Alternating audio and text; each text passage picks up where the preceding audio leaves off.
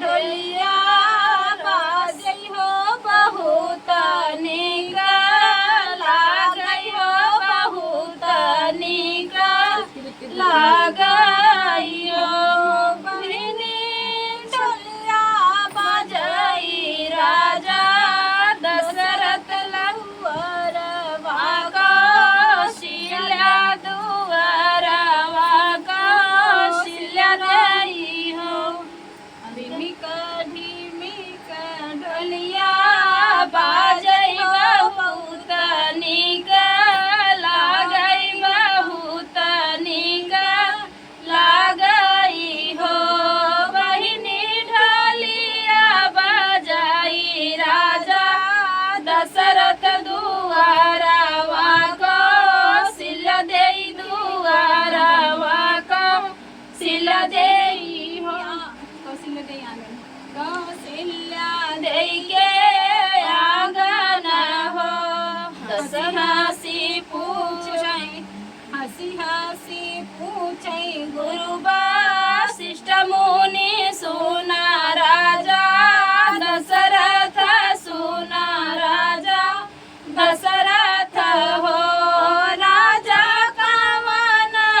उछाह तोहरे महल ढिमिक ढोलिया बाजै बहुत नीक लागै बहुत नीक लागै हो राजा बाजै कौशल्या जी के आंगन बहुत नीक लागै बहुत नीक लागै हो हंसी हंसी बोले राजा दशरथ सुनाहु गुरु वशिष्ठ मुनि सुनाहु गुरु वशिष्ठ मुनि हो गुरुजी रानी है अवतार ढिमिक ढोलिया बाजै ढिमिक ढोलिया बाजै कौशल्या जी के आंगन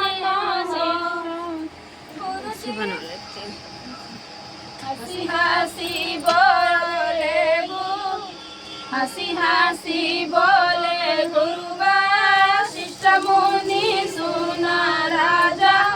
दशरथ सुना राजा दशरथ हो राजा राम लिहनी अवतार हमाई कुछु चाही हमाई कुछु चाही हो राजा राम लिहनी अवतार हमाई कुछु चाही हमाई कुछु चाही हो देवै मैया टन से